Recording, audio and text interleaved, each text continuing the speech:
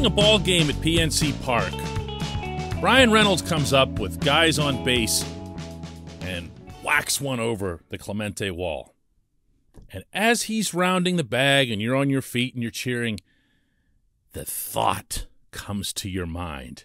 Oh no, he's going to be gone.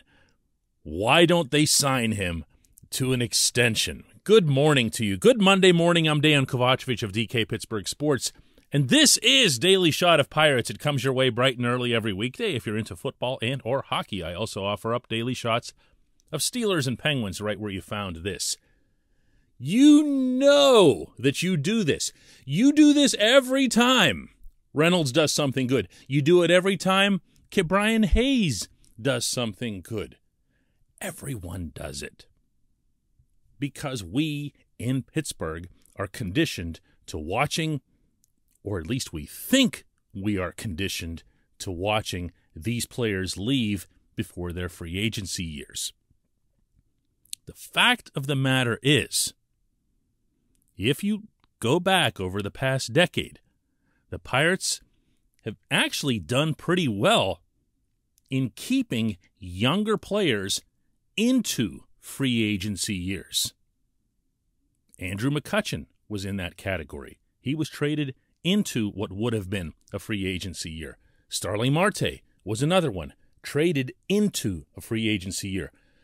Other contracts were done like that and didn't work out for very different reasons. Gregory Polanco, because of his shoulder. Felipe Vasquez, because he was a monster.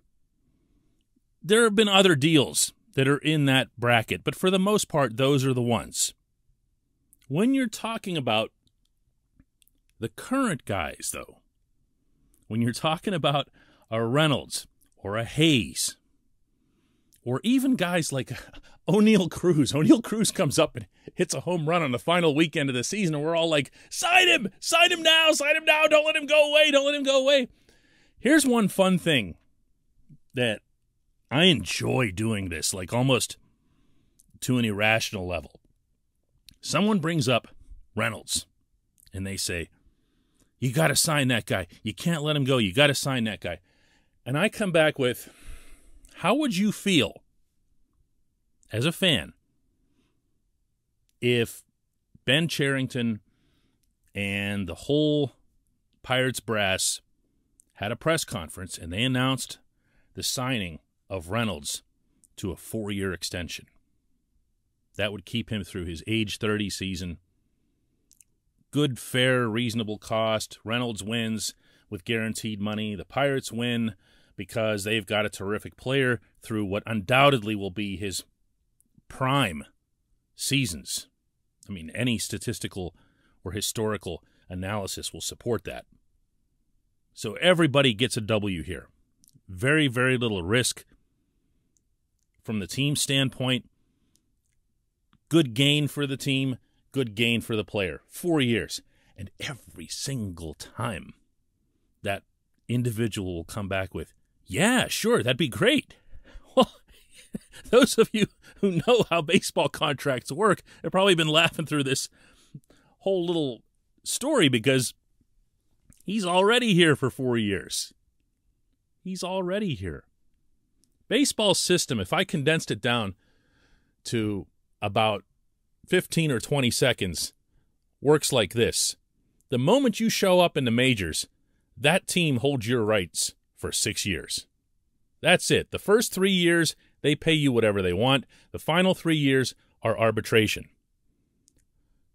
With some exceptions, there can be a 4th year. Reynolds has 4 years remaining with the Pirates. All of them are arbitration years. He can't go anywhere. All the Pirates have to do is reach agreement with the player on a number, and even if they don't, it goes to an arbitrator who decides unilaterally what that number is. That's it. He can't go anywhere. He's already the Pirates' property for the next 4 years. There hasn't been any grand announcement about that because there doesn't need to be one, because it applies to every single player in the majors. Hayes? We talk about a Hayes extension as if it's vital to keeping him here. Hayes is the property of the Pirates for the next 5 years, half a decade. He also will be here until his age 30 season. So what we're really talking about here, when we have these types of discussions in public, mostly with casual fans, okay, is one, people not understanding how the system works, and two, just this general feel that if I like a player, that player should stay in my city and play for my team forever. Everyone should be like Roberto Clemente, who was with the Pirates from 1955 to 72. Or like Willie Stargell, who was with the Pirates from 1962 to 83. And you can just go on and on throughout history. Before there was free agency, before there was any kind of open market for the players, and you can celebrate that period all you want. You know who doesn't? The players, including, I should add, the players of that era, who would have loved to have benefited from anything remotely resembling the free agency that exists today. Because Curt Flood and the free agency thing didn't occur until the mid-'70s, and it really still didn't even take effect until the '90s, meaning when players really started to get bid on. You know who had the highest payroll in all of baseball in the early '90s, by the way? Pirates did. When they won those 3 straight divisions, it was the Pirates. Bonds, Bonilla, Van Slyke, and those guys. And then if you go and look at their individual salaries, they were still really low. Baseball was very, very, very slow to change. In this regard, the owners had really, really, really clamped down. Now, of course, the pendulum has swung completely in the other direction. But it has swung, and it's not going to come back, even in the event of a salary cap system or something similar to a salary cap system. It's going to be very rare to see teams keep a player through their whole career, especially teams that don't have the type of revenue that, say, the Dodgers and the Yankees do. I'm looking really specifically here at the Reds and Joey Votto. The Reds just made up their minds forever ago, as did Votto, that this was a marriage that wasn't going to be broken. Joey Votto is just going to be a Cincinnati Red for life. That's how it is. But that's very much the exception. Much more the norm in this category is something along the lines of the Angels and Mike Trout, where the Angels, they stink every year. They don't invest in pitching, or at least when they do, they don't invest in good pitching. But they made a commitment to that player that was extraordinary, and he likes living there, likes the franchise and whatever else here, and he signed it. But they can afford it. The Angels have a massive, massive pool of revenue. Not what the Dodgers have, but it's a significant one. The Pirates are going to have to play a different game. When you're talking about Reynolds and Hayes, look, I'm in favor as well of extensions. But you have to understand that there's got to be a risk involved, and they're not going to be here for their entire careers. They're just not, because the situation, the broader scenario around the sport has changed. My model for an extension for Reynolds and or Hayes is for the team to try to buy out the first year or even 2 of free agency, and to do so on club options. That's the pattern that was set by Kutch, by Marte, by the other guys I mentioned. And when you get to that point, then it becomes the team's option to say, hey, we're going to keep this player at $12 million a year or $14 million a year or whatever it is, or we don't think he's worth it anymore, like what just happened with Polanco, and you pay a $3 million buyout, which is what the Pirates will pay in a check to Polanco early next spring. That's feasible. That's doable. In that case, you take Reynolds and Hayes and you add a year or 2 of team control onto the 4 and 5 years that I've already mentioned. That's the kind of extension that I'd be pursuing, and that from what I understand the Pirates are going to pursue, certainly with Reynolds, possibly again with Hayes. That was broached last spring with Hayes. Go nuts. Do that, but don't lose your minds over it, meaning the Pirates. Because if you do, and you do something like what the Brewers did with Christian Yelich, God bless Yelich. Love the guy. Fellow Serb, the whole deal, okay? But he is killing the Brewers with the way he's hit the last 2 years, and they're really, really exasperated by it because they owe him a boatload of money over the next better portion of a decade. And you can't have a deal like that in this system with this revenue base in Pittsburgh. When we come back, just one question.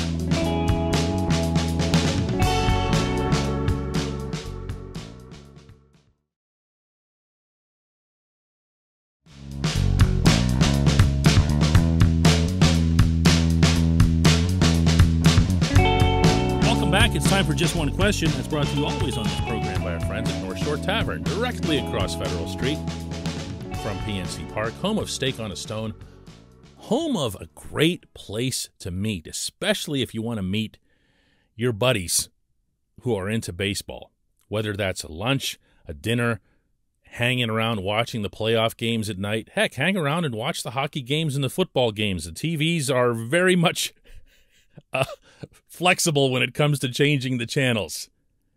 It's a sports place, first and foremost. Well, actually, it's a baseball place, first and foremost. So if you're the kind of person who, let's say, for example, listens to a show called Daily Shot of Pirates, you might be into that sort of thing. Visit North Shore Tavern right across Federal Street from PNC Park. Our J1Q comes from Zach Kaufman, who asks, do players like O'Neal Cruz, Nick Gonzalez, Roansy Contreras have a shot to be regulars on the big league roster next year? Not counting Rodolfo Castro, since he had more than a handful of plate appearances this year.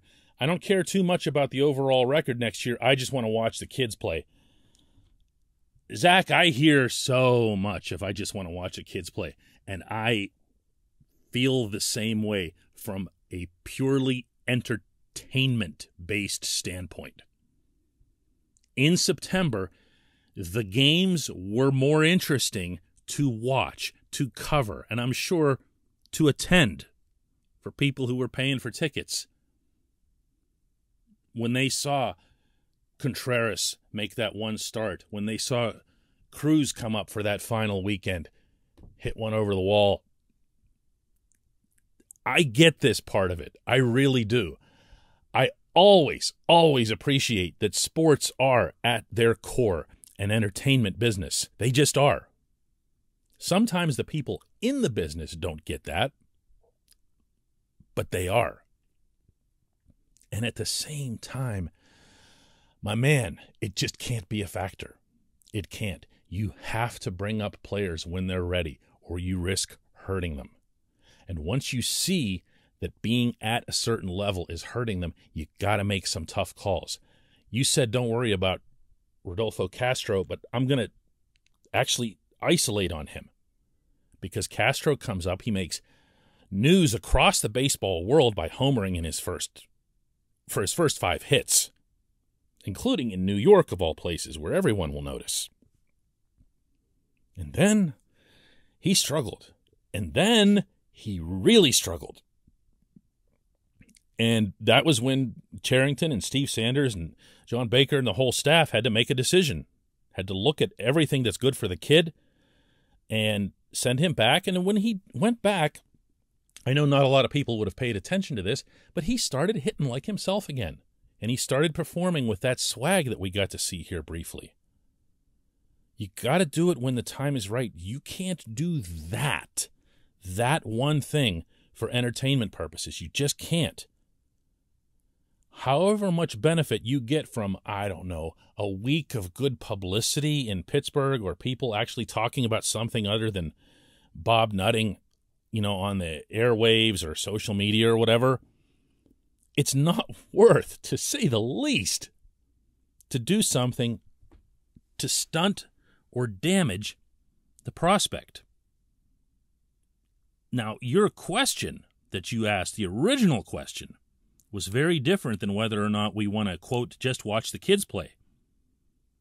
Because Cruz and Contreras look like players who are ready for the majors. Now, Bradenton next spring might tell a different story, and for what it's worth, I get the vibe from the inside, from the Pirates themselves, that Cruz and Contreras aren't automatics. They're not ticketed for Pittsburgh. They're going to have to show it. They want to see those guys report in optimal shape, physically and mentally, to Bradenton and win jobs in Pittsburgh. Gonzalez is a different case. He's a lot younger. I mean, he hasn't played above high A ball. So, no, I would not be looking at Gonzalez. But the other guys that you mentioned here, Cruz, Contreras, and yes, Castro, absolutely must be given at least the opportunity, and a real opportunity, not in name only, in Bradenton, to win jobs. I appreciate the question. I appreciate everybody listening to Daily Shot of Pirates. This is fun. I just got to say that right now. Talking baseball when you know that there's almost nobody out there talking baseball is really, really cool. It feels like yelling in a cave or something.